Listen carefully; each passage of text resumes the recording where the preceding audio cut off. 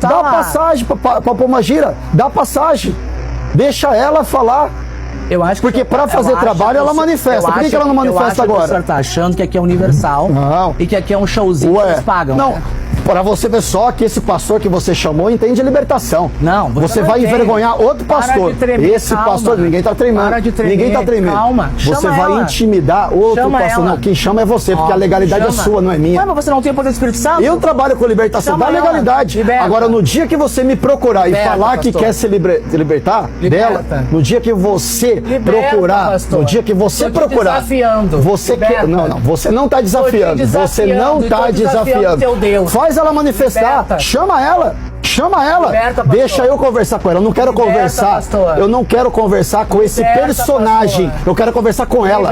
Eu quero conversar com ela. Cadê, pastor? Coloca ela aí, coloca ela pra você ver só ela de joelho com a mão pra trás.